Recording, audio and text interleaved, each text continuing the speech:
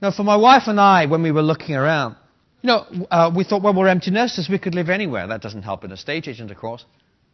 Because to which estate agent do we talk? Which town do we drive to? We had not a clue.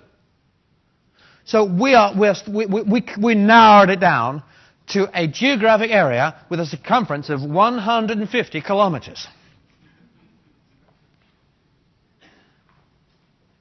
You see, I'm virtual. I can work anywhere. So can my wife. So long as I'm within 100 kilometers of a big airport hub, I'm fine. And then we realized there's more than one. So we then drew in a couple more big circles. So what did we do? Well, actually, it was quite difficult, but it was pointless to talk to an estate agent. So we started to search online. And the funny thing is, from time to time, we came across something really nice. We thought, oh, wouldn't it be nice to live on the edge of the River Thames? Well, that's no good for an estate agent either. Have you seen the River Thames? It goes like this. So we're now searching through a slice. We're only interested in properties that are 50 meters from the surface of the river. How many estate agents would that be? How many towns, cities, goodness knows what. So then we're now floating down the river virtually, using, of course, Google. Because we're looking at the satellite maps. We're able to inspect any property we see. We're looking from the satellite view. We've got the same view as if we were flying by a helicopter right over that property. We can see who's next and the things they've left out of the photograph.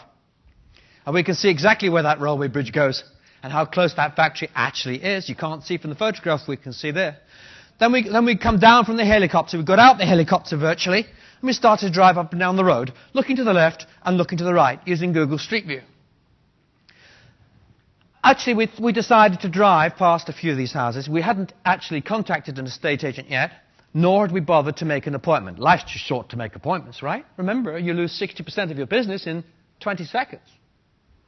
So we just drove past and we looked to the left, to the right through Street View, and then we got in the car and we actually drove. You know what? We drove 20 miles along the edges of the Thames, looking at the backs and the fronts of these houses that we'd seen from satellite, looking past, oh, that's the one that was on the market. We got out, had a look. There was hardly a single thing that we learnt about any property through actually physically going to stake it out. Now, I'm not saying that we are necessarily going to do any property transaction independent of an estate agent, because we also landed up having a lot of phone conversations. But one thing we've never done is gone in to see an estate agent because life's too short. And why would I bother to have the phone call with the estate agent? I don't need to ask about the average value of the property or what's happening in the property market, because every transaction that's happened in that entire neighborhood is captured by computer and represented graphically. I can cut and slice it in any possible way you want. I don't have to ask what the neighborhood's like or what the crime rate's there, because I've got a map for that too. I don't have to ask what people think about the neighborhood, because the social networks do that for me as well. So you have to begin to think, what is it that I actually want an estate agent to do? And you know what? I'm scratching my head here. But I do want an estate agent to help me before I actually make a really big mistake. I do actually want the assurance of a human being that has been living and eating and breathing property in that area for the last 25 years.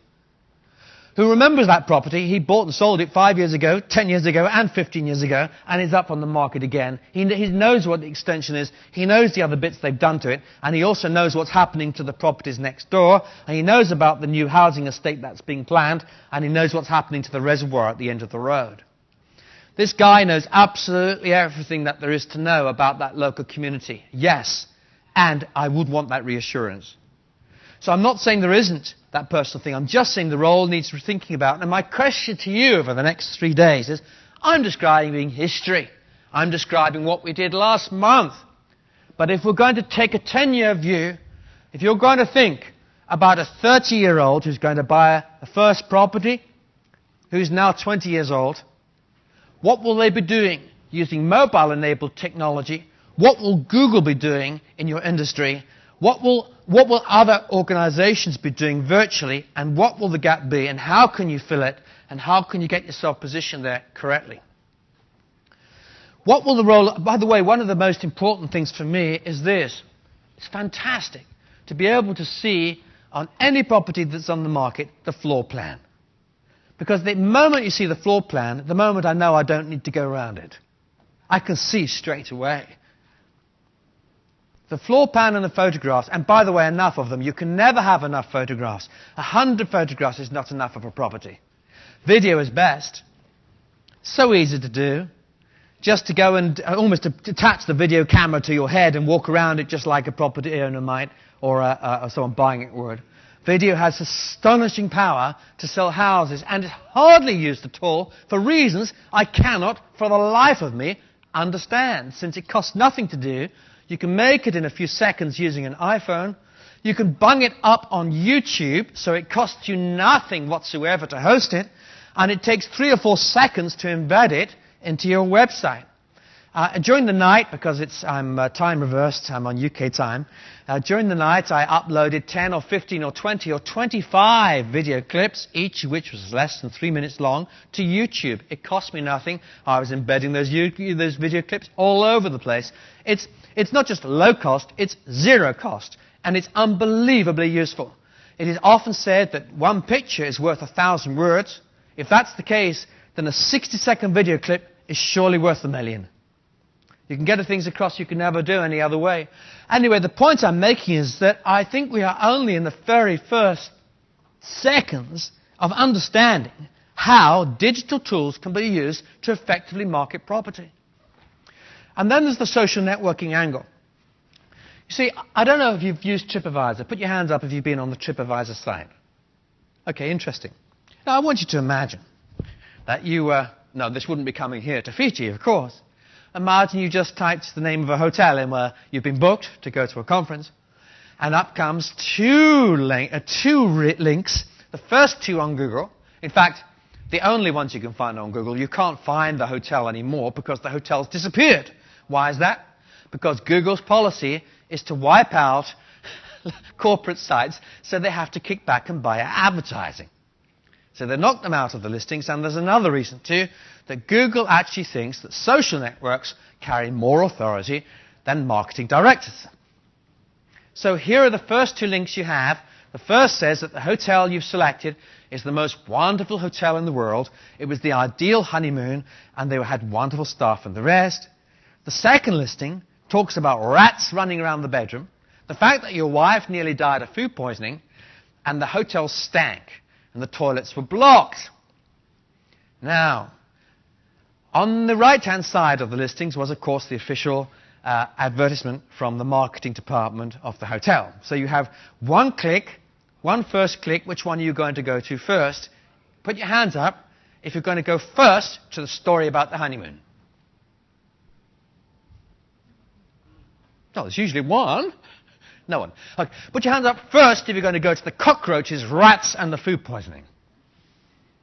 Okay. Put your hands up first if you're going to go to the official marketing department. Well, okay. Now, here's a strange thing. Who wrote the story about the honeymoon suite? Oh, yeah, the marketing director, that's true. Actually, it wasn't him because he had to get found out by TripAdvisor. So he rang his cousin and got his cousin's girlfriend to do it for him and slipped him a $10 bill.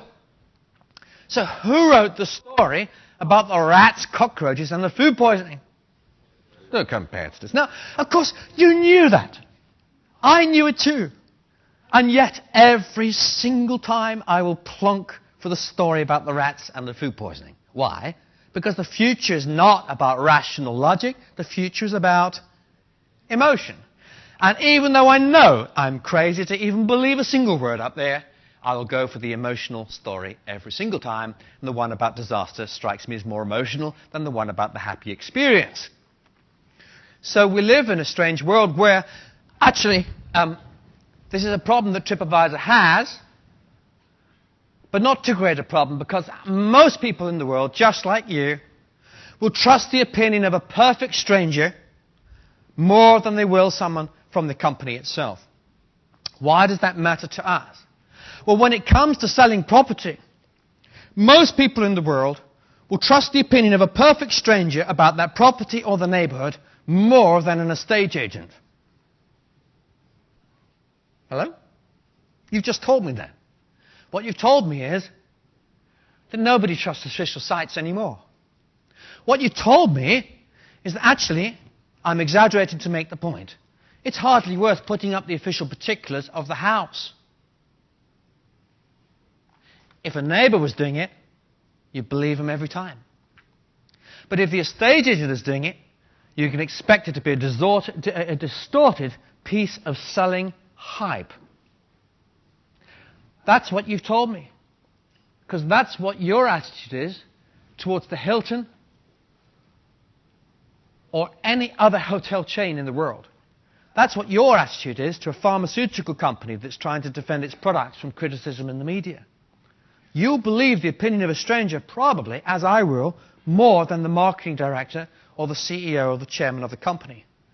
What it means for us is that one thing's for sure, the future of selling property is going to be a community experience.